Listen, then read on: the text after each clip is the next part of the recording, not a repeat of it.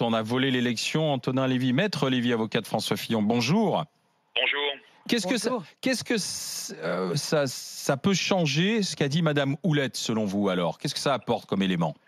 Vous savez, à quelques jours du verdict, c'est pas tellement pour le dossier que ça change quoi que ce soit. C'est surtout la réécriture de l'histoire que ça permet a posteriori et la meilleure compréhension qu'on a aujourd'hui de cette enquête qui est biaisée, qui est viciée et qui est tordue dès son origine.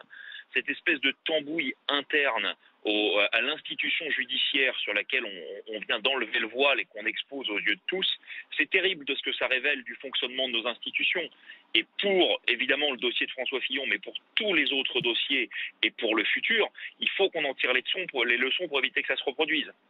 Mais est-ce qu'il y a eu une instrumentalisation politique, à votre avis, au regard de ce que a dit Madame Houlette? Est-ce que les autorités judiciaires ont contrôlé Madame Houlette, pressé Madame Houlette pour qu'elle torpille la candidature de Fillon? Il y a eu des pressions, ça c'est Madame Houlette qui le dit, et il faut maintenant qu'on ne s'arrête pas là, que cette commission d'enquête parlementaire continue son travail et qu'on voit la nature des pressions. Il y a un point, moi, qui est très intéressant dans ce qu'elle dit, c'est que vous savez que François Fillon avait dit « si je suis mis en examen, je me retirerai ». Et ce qu'on voit, c'est que le parquet général, il y a ceux qui sont sous l'autorité du garde des Sceaux, pousse Madame Houlette pour ouvrir une instruction, et on sait, parce que ça c'est les journalistes du Monde qui ont fait ce travail d'enquête, qu'on a désigné un juge dont on savait qu'il mettrait en examen François Fillon en urgence, qui ferait fi du calendrier, qui ferait fi de tout le reste, et qu'on arriverait à une mise en examen. C'était quel juge, maître Lévy? C'était le juge qui a conduit cette instruction, c'est le juge qui avait en charge ce dossier. Et quand on réécrit, quand on reprend l'histoire maintenant par la fin et qu'on voit le dossier par son bout, comme le dit Éliane Houlette, ça pose des questions. Est-ce que vous allez porter plainte contre Madame Houlette? Bah oui, c'est la question, ouais. Non, il n'y a pas à porter plainte contre Madame Houlette. D'abord, dans ce que j'entends, c'est Madame Houlette une forme de victime de tout ça. Alors je sais qu'elle n'aimera sans doute pas ce terme et qu'elle me pardonne par avance de le considérer comme tel, mais il faut une forme de courage et c'est sans doute mais vous plaisantez. Vous plaisantez. Non, vous êtes en train de défendre, vous défendez François Fillon et vous estimez que cette personne qui 2 ans après évoque des pressions subies qui manifestement, en tout cas de façon sous-jacente, nous dit que peut-être que le sort de François Fillon aurait été différent. Vous nous dites que c'est une victime? Vous savez, nous sommes des citoyens, nous sommes des gens de la société civile autour de cette table. Moi, c'est quelque chose que je ne peux pas entendre. Eh bien, écoutez, vous allez faire un effort dans ces cas-là pour l'entendre, parce qu'il faut aussi entendre et comprendre le courage d'un magistrat.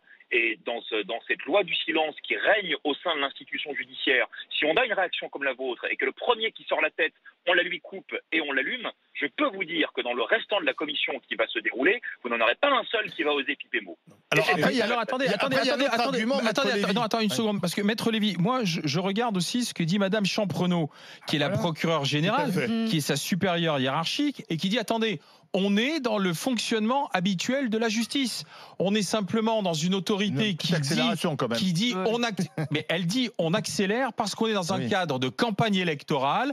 On a une élection présidentielle. Il faut aller vite, maître Lévy. Alors, c'est à cause de l'immunité, bien sûr. Non. Je dis toujours que le temps judiciaire n'est pas le temps médiatique, mais il ne doit pas être non plus le temps politique. Il y a une séparation des pouvoirs. Maître Lévy. Tiré par les cheveux comme argument. Maître Lévy. Ça tient pas la route. Allez-y, maître Lévy, pardon. Pardonnez-moi, il y a eu beaucoup de voix. Oui. Alors, maître Lévy, est-ce que vous entendez ce que dit Madame Champrenault, la procureure générale? Elle dit c'est le fonctionnement régulier du ministère public, ce ne sont pas des pressions. Voilà ce qu'elle dit, Madame Champrenault. Alors, c'est intéressant et justement, c'est pour ça qu'il faut que la commission d'enquête parlementaire se poursuive, parce que je ne peux pas entendre ça. Le fonctionnement régulier des institutions, les remontées d'informations, on sait qu'elles existent. Et parfois, on entreaperçoit un peu ces remontées d'informations. On l'avait vu dans le cas de Nicolas Sarkozy avec les écoutes et Madame Taubira. On l'avait vu avec Urvoas et les documents qu'il transmettait. Mais elles ne sont pas normales. On ne peut pas dire que c'est normal que le parquet général s'enquiert en temps réel des dossiers en cours. Et s'ils veulent savoir ce qui se passe, eh ben, ils n'ont qu'à investir dans un poste de radio et écouter RMC. Ils seront informés. Mais vous ne pensez pas, Maître Lévy, par-dessus l'épaule d'Éliane Houlette. Maître Lévy, vous ne pensez pas que c'est dû au fait que l'élection aurait fourni l'immunité au président de la République élu?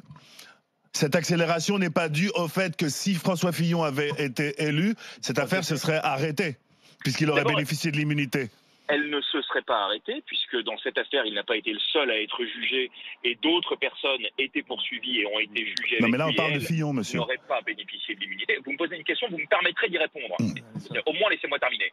Et le deuxième point important, c'est que il ne faut pas mélanger. Là, vous mélangez deux choses qui n'ont rien à voir. C'est-à-dire que si vous commencez par la cuisine dans vos toilettes, ça ne doit pas être très bon à la table. Le vrai point fondamental, et ça, il faut juste... On va se calmer, la cuisine dans les toilettes, il faut exagérer. Attends, faut pas exagérer. Sinon, ça m'intéresse pas. Laisser parler, qu'on écoute sa réponse. La cuisine dans les toilettes. Le point principal, c'est que quand on se retrouve à instrumentaliser la justice, à venir mettre une personne en urgence en examen, ne venons pas commencer à parler ensuite d'immunité, à considérer qu'on n'aurait pas pu poursuivre. On instrumentalise la justice, voilà où on en arrive. C'est tout. Il y a un travail médiatique qui devait être fait, il a été fait. C'est à partir de ça que les électeurs devaient se déterminer. On a un problème avec ce parquet national financier, Maître Lévy, puisque j'entends aussi les récriminations de Jean-Luc Mélenchon, de Marine Le Pen. Je pense que c'est aujourd'hui à Éliane Houlette qu'il faut poser la question. C'est elle qui a parlé de ces pressions, c'est elle qui considère qu'il demeure des questions auxquelles on doit répondre. Et je pense qu'on doit en effet poursuivre le travail d'investigation de la commission d'enquête parlementaire pour voir où ça va. J'ai une question, moi. Juste une question. Pourquoi elle n'en a pas parlé pendant ? C'est également une question qu'il aurait fallu lui poser lorsqu'elle a été entendue. Ouais. Voilà. C'est vrai, dis Jacques. Je croyais qu'il y avait une loi en 2013, une loi Taubira, qui interdisait de donner des instructions.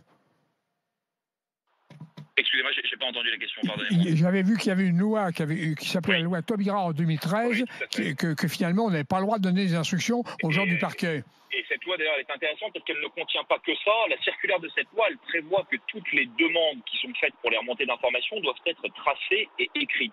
Moi, ce que je vois aujourd'hui, c'est que Madame Houlette dit qu'elle a reçu des demandes incessantes qu'elle qualifie de pression et qu'on doit, si cette loi a été respectée, avoir derrière toute la chaîne de traçabilité des demandes qu'elle a reçues, que le procureur général a reçues et qui vont permettre de peut-être mieux comprendre pourquoi, comment et à quelle fin ces informations ont monté.